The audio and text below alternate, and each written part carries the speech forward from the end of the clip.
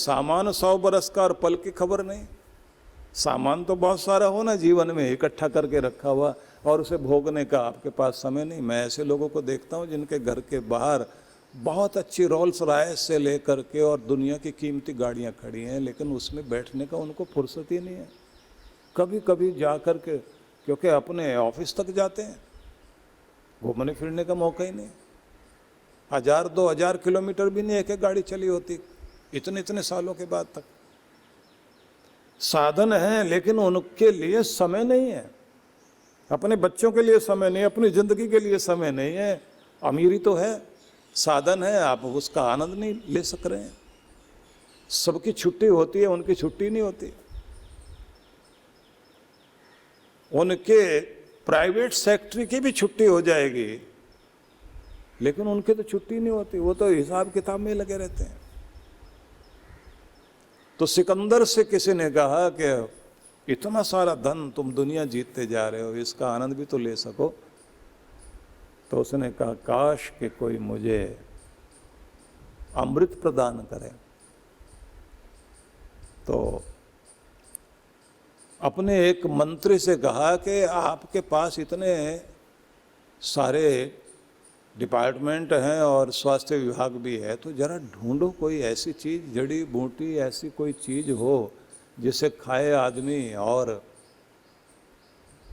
अमर मरे न कभी। मौत को जीतने की कोशिश है ना। पहले आदमी की उम्र जो है वो बहुत कम थी, 40-42 तक जीवन खत्म हो जाता था। अब आयु बढ़ाते जा रहे हैं, बढ़ाते जा रहे हैं, बढ़ाते जा रहे हैं। और कितने सारे देश ऐसे हैं जहां 80-85 साल के लोग आराम से अपनी गाड़ियां चलाते हुए, अपने काम करते हुए घूमते हैं। तो उम्र बढ़ाने की कोशिश तो हो रही। उन्होंने कहा नहीं, मुझे तो अमर होना है। अमर होने के लिए मुझे चाहिए कि कोई ऐसा रसायन दे।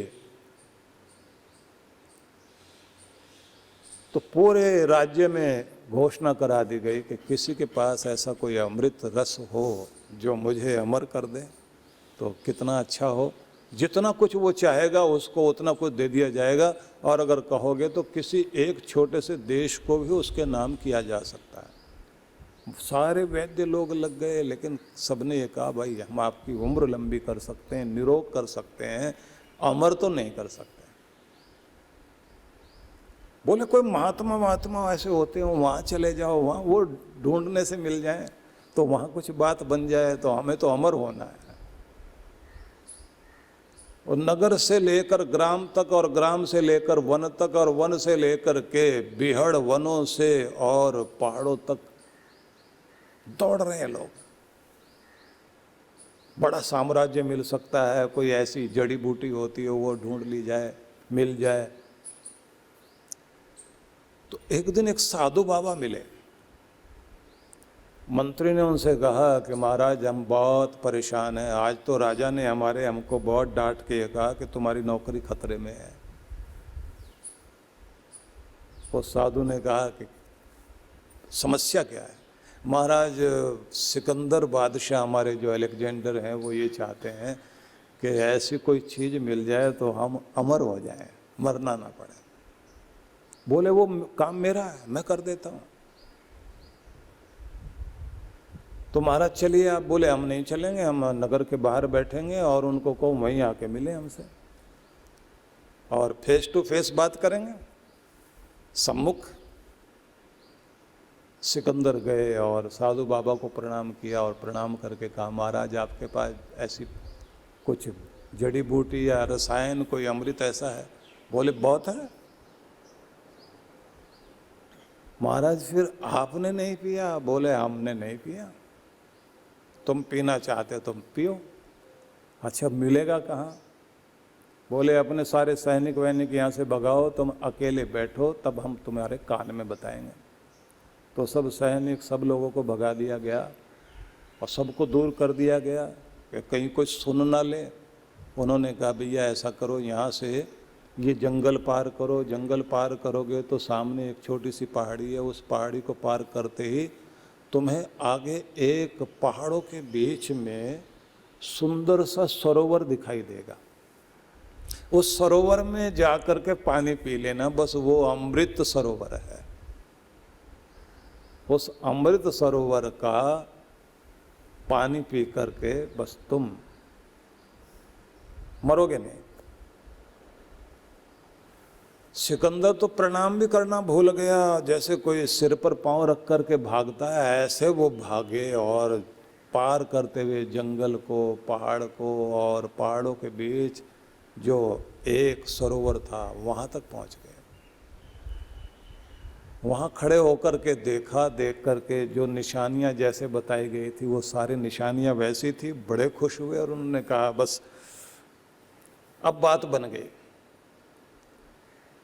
कमाल है, यहाँ इतना अमृत जल भरा पड़ा है और साधु बाबा भी नहीं पिया, और यहाँ आसपास कोई जीव जंतु भी नहीं दिखाई दे रहे। नहीं तो बहुत सारे जीव जंतु ऐसे भी दिखाई देते जो इस पानी को पी करके यहाँ आनंद मना रहे होते। चलो हमें क्या लेना देना, पानी पीते हैं। और गए, अंजलि भर करके जैसे पानी पीने लगे, एक आवाज़ आई, उस बड़ी गंभीर सी आवाज़, भारी भारी सी आवाज़ आई, भैया पानी मत पीना, पानी पीने से पहले आप हमसे मिलना। बोले क्या ये अमृत जल नहीं है? बोले नहीं, अमृत जल तो है, इसे पीने से आदमी अमर हो जाता है। बोले बिल्कुल अमर हो जाता है। इसको पीने से आदमी मरता तो नहीं ना? बोले बिल्कुल नहीं मरता। तो फिर पीने दो ना पानी। बोले नहीं, पीने से पहले एक बार मिलो तो सही, बात भी तो करते हैं। सिकंदर ने पूछा तुमने पिया है ये पानी? बोले पी लिया, इसलिए तो तुम्हें बुला रहे हैं कि हमारा हाल जरा देख लो, उसके बाद में फिर तुम पानी पीना। तो वो चलते चलते उधर की तरफ जहाँ से आवाज़ आ रही थी वहाँ गए तो देखा एक रेत के ढेर में दो आंखें चमक रही हैं। पूछा तुम कौन हो? बोले ध्यान से देखो, नीचे बैठो, रेत हटाओ। और रेत हटाया वहाँ से। अब जैसे रेत हटाया तो देखा उसमें मगरमच्छ बैठा हुआ। बोले भैया खा तो नहीं लोगे? बोले हिला ही नहीं जाता हमसे। अच्छा तो फिर बात क्या है, तुम हिलते डुलते क्यों नहीं? बोले हमारी तो हजारों साल की उम्र हो चुकी है, हमने ये पानी पी लिया था, अब शरीर जो है वो तो अपनी जगह बूढ़ा हुआ पड़ा है, मरना है नहीं। और तुमने उन लोगों की हालत देखी होगी जिनकी उम्र लंबी हो जाती है लेकिन घर के अंदर जो है वो लेटे पड़े हैं, कुछ कर नहीं सकते, हिल डुल नहीं सकते। तो वही हम हो गए। उम्र बढ़ती चली जाएगी आपकी, मरोगे बिल्कुल नहीं। अमृत जल पियो। और उसके बाद जो हालत होती है जैसे मेरी हो गई तो तुम भी ऐसे ही पड़े रहोगे। और कितने लोग मांग रहे होते हैं ना तुम्हारी दुनिया में, तुमने देखा होगा, वहाँ मांग रहे होते हैं भगवान बस मुक्ति दे दो, मुक्ति दे दो, अब ये शरीर नहीं चाहिए, नहीं चाहिए, नहीं चाहिए, नहीं चाहिए। ऐसी हालत में हम नहीं जीना चाहते। तो उन लोगों को जब तक उनका कर्म भोग खत्म नहीं होता तो उनका छुटकारा नहीं होता। तो महाराज हमने तो ये कर्म भोग पता नहीं क्या कर लिया, ये पानी पी लिया यहाँ का। भले ही छोटी सी जिंदगी हो, दौड़े भागे आदमी काम करे हंसते मुस्कराते हुए, और फूल जैसे जो है खिलते हुए एक दिन खिलते हैं, दूसरे दिन मुरझा जाते हैं, बस वो आए मुस्कराए और चले गए। तारे जैसे टिमटिमाते हैं, चमकते हैं, सुंदरता बिखेरते हैं और अपना अस्त हो जाते हैं। यही तो सुंदरता है। ये नदी बहती है, बहते बहते पुराना पानी आगे चला जाता, नया आ जाता है। दुनिया में जो है नए अंकुर फूटते रहते हैं, पुराने जाते रहते हैं, पुराने पीले पत्ते गिरते रहते हैं, नए नए पत्ते आते रहते हैं। यही दुनिया का परिवर्तन, यही दुनिया का सौंदर्य है। मेरी जिंदगी में तो कोई सुंदरता नहीं है, पड़े हैं ऐसे ही, रुक गई है जिंदगी। अमृत जल पिया था, जिंदगी रुक गई वहीं के वहीं। सिकंदर जैसे मुंह खुला का खुला रह गया। बोले हैं तुम क्या समझा रहे हो? होता है ना कभी कभी ऐसी बात सुन के। बोले यहां तो जिंदगी रुक गई है, और जब जिंदगी में ठहराव आ जाता है, ये दुनिया अच्छी क्यों लगती है सिकंदर? सुख के कारण दुख, दुख के कारण सुख, गर्मी के कारण सर्दी, सर्दी के कारण गर्मी अच्छी लगती है। सूखा बरसात के कारण अच्छा लगता है, बरसात हो गई ज़्यादा तो आदमी कहता है ये रुकेगी कब। और सूखे के कारण बरसात, गर्मी के कारण सर्दी अच्छी लगती है, सर्दी के कारण फिर गर्मी अच्छी लगती है। दो विपरीत चीज़ें दुनिया में होती हैं। यहाँ तो एक ही चीज़ चल रही है, जैसे हैं वैसे पड़े हैं। सिकंदर ने कहा भाई ऐसी जिंदगी तो नहीं चाहिए, ये तो अच्छी जिंदगी नहीं है, हम नहीं पिएंगे पानी। वापिस आया और साधु बाबा के पास आकर बोले ये तो आपने जो पानी बताया है ये तो थोड़ा ठीक नहीं लगा हमको। पिया नहीं? बोले नहीं पिया। फिर तुम्हें कैसा पानी चाहिए? बोले अमृत तो ऐसा होना चाहिए मरे भी नहीं और जवान भी बने रहें, ऐसा कुछ करवाओ ना। आदमी पूरा जवान बना रहे, बूढ़ा हो नहीं, मरे बिल्कुल नहीं, तो ऐसा कोई अमृत दिलवाओ ना, तो फिर तो बात बने।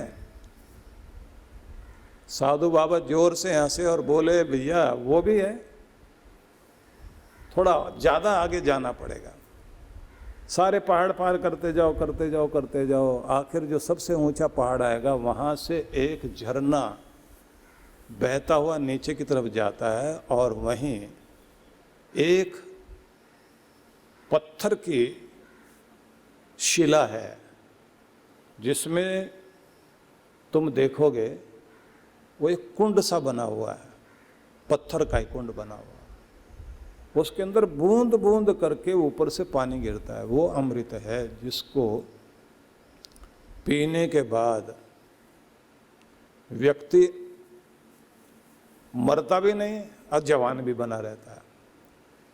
और उसी के साथ में दूसरी तरफ एक ढलान है, ढलान के सामने आप देखोगे तो एक बगीचा है जहाँ सुंदर सुंदर फल लगे हुए हैं और बड़े सुंदर फूल खिले हुए हैं। वो पूरी वैली, पूरी घाटी इतनी सुंदर है, सिकंदर तुम जाओगे तो तुम्हें बड़ा आनंद आएगा उसे देखकर। बस वो तुम जा कर के वो फल भी देखना, उसे भी खाओगे तो भी तुम्हें आनंद आएगा, क्योंकि वो भी अमृत फल है। और जो पानी है वो तो अमृत कर ही देगा, तुम्हें जवान बना देगा। तो ये फिर भागा, बोले आप तो बहुत काम के आदमी मिले हमको, लेकिन इस बार धोखा नहीं होना चाहिए। बोले जो हम कह रहे हैं पूरा पक्का सही है। ये गया दौड़ता हुआ और वही सारी चीजें ढूंढी, ढूंढने के बाद में वहीं इसने पानी पीने के लिए जैसे ही इसने अंजलि बनाई तो आवाजें आने लगी, रुको रुको रुको। बोले रुकना नहीं है भैया, अब तो पी लेना है। बहुत सारे लोग लड़ रहे हैं, तलवारें चल रहे हैं, उनकी आवाजें आ रही है, रुको भैया रुको। बोले रोकना चाहते हो क्या? तो इन्होंने कहा कि नहीं, रोकना नहीं चाहते, तुम्हें दिखाना चाहते हैं। इधर आ जाओ, पहले देख तो लो कि ये पानी पीने से, ये अमृत प्राप्ति से होता क्या, वो भी देख लो। वो देखा तो एक मैदान में इतने सारे नौजवान आपस में लड़ रहे हैं, नवयुवतियाँ भी हैं, युवक भी हैं, लड़ाई झगड़ा मार काट मची भी है। बोले ये कौन है और क्यों लड़ रहे हैं?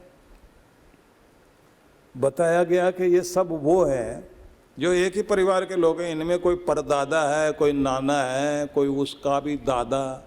बोले कब से चले आ रहे हैं? हजारों साल हो गए, पानी वानी पी लिया इन्होंने, मरते हैं नहीं है, सब जवान हैं। और महाराज क्या कहोगे, यहाँ तो बेटी बहू का कोई मतलब ही नहीं रह गया। बुद्धि खराब है यहाँ। जोश इतना है कि सारा सुख भोग मैं ही भोगूंगा, दूसरे को तो दूंगा नहीं। इसीलिए लड़ाइयाँ जारी है, क्योंकि अक्ल का काम नहीं, होश तो है नहीं।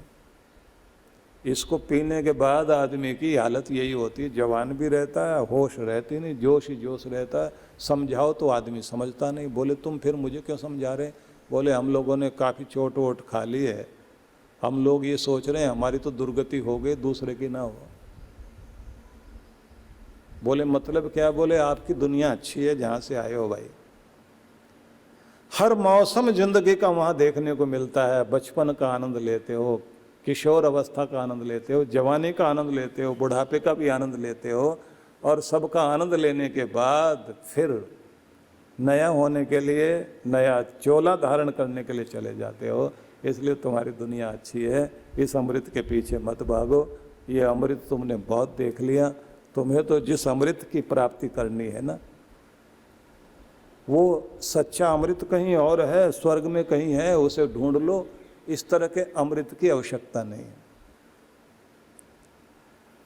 और सिकंदर ने सोचा कि भैया अब किस चक्कर में पड़ते नहीं, तो वो वापस लौटे और सोचा कि अब वो साधु बाबा मिलेंगे, हमें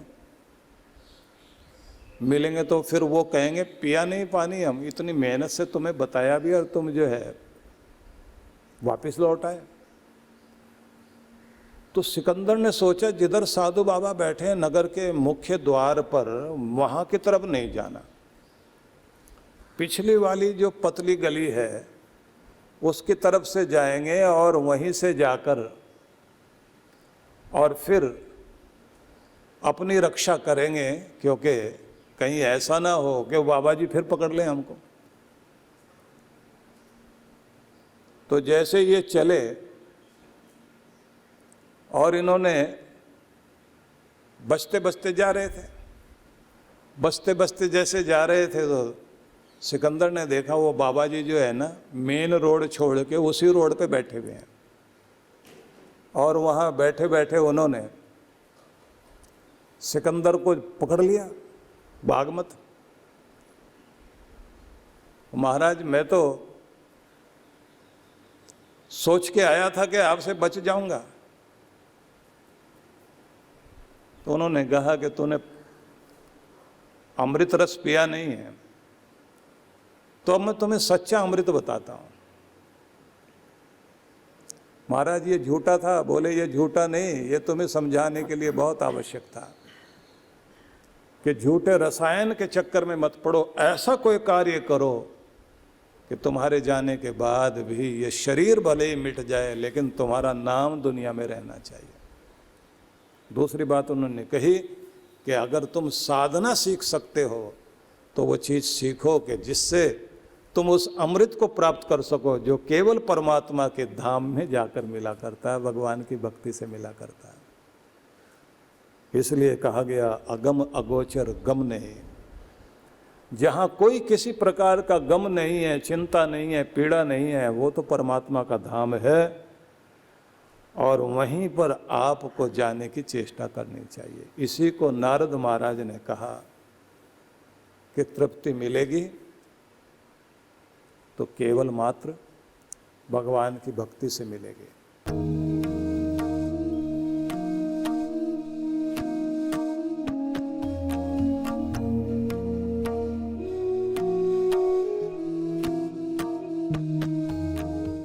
सद्गुरु श्री सुधांशु जी महाराज द्वारा मानव सेवा को समर्पित संस्था विश्व जागृति मिशन वर्ष 1991 से धर्म, समाज एवं मानवता की सेवा में संलग्न है।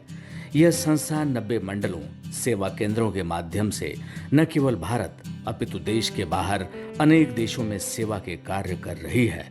संस्था की स्थापना से लेकर अब तक विगत 30 वर्षों में जहां लोगों को सन्मार्ग पर प्रेरित करने के उद्देश्य से गुरुवर ने 7000 से अधिक प्रवचन दिए हैं, वहीं देश के राज्य की राजधानियों व प्रमुख नगरों में लगभग 40 आश्रम, 25 मंदिर, सत्संग भवन व ध्यान साधना केंद्रों का निर्माण हुआ है। दिल्ली में करुणा सिंधु धर्मार्थ अस्पताल एवं फरीदाबाद के आरोग्य धाम अस्पताल में लाखों जरूरतमंद रोगियों का उपचार व ऑपरेशन किया गया है। अनाथ गरीब बच्चों के लिए सूरत में अनाथाश्रम, दिल्ली एवं कानपुर में गुरुकुल, फरीदाबाद में ज्ञानदीप विद्यालय, मुरादाबाद में सृजन प्राइमरी स्कूल, झारखंड के रुक्का खूंटी गांव में आदिवासी बच्चों के लिए 2 पब्लिक स्कूल समेत दिल्ली में उपदेशक महाविद्यालय भी बनाया गया है। इन शैक्षणिक संस्थाओं में लगभग 2500 बच्चों को शिक्षित व संस्कारित किया जाता है। दिल्ली के आनंदधाम आश्रम में जहां वृद्धाश्रम एवं वानप्रस्थ संचालित हैं, वहीं आश्रम की कामधेनु गौशाला में 125 गौओं की सेवा की जाती है। कामधेनु गौशाला की तरह ही देश के प्रमुख नगरों में 7 अन्य गौशालाएं भी संचालित हैं। साथ ही पूजा पाठ, यज्ञ अनुष्ठान से लोगों में धार्मिक भावना जागृत की जाती है। ओम अग्नये सप्तजिह्वाय स्वाहा, ओम अग्नये हव्यवाहनाय स्वाहा, ओम अग्नये शोधनजाताय स्वाहा। गरीब जरूरतमंद महिलाओं को सक्षम बनाने के लिए जहां कई तरह के प्रशिक्षण दिए जाते हैं, वहीं गरीब कन्याओं के विवाह में सहयोग भी किया जाता है। प्राकृतिक आपदा जैसे कि बाढ़, भूकंप, तूफान आदि में जहां मिशन द्वारा प्रधानमंत्री राहत कोष में सहयोग किया जाता है, वहीं जैसे वर्तमान में चल रही महामारी कोरोना संकट काल में जरूरतमंदों को भोजन, राशन किट व सांसों के संकट से जूझ रहे जरूरतमंद मरीजों को देश विदेश से मंगाकर ऑक्सीजन कंसंट्रेटर बांटे गए। मानव सेवा को ईश्वर भक्ति मानते हुए सेवा परमो धर्म के भाव से विश्व जागृति मिशन के सेवा कार्य निरंतर जारी हैं। आइए मिशन के सेवा पथ पर बढ़ते कदमों में कदम से कदम मिलाकर चलें और मानवता की सेवा में दान सहयोग कर पुण्य के भागीदार बनें।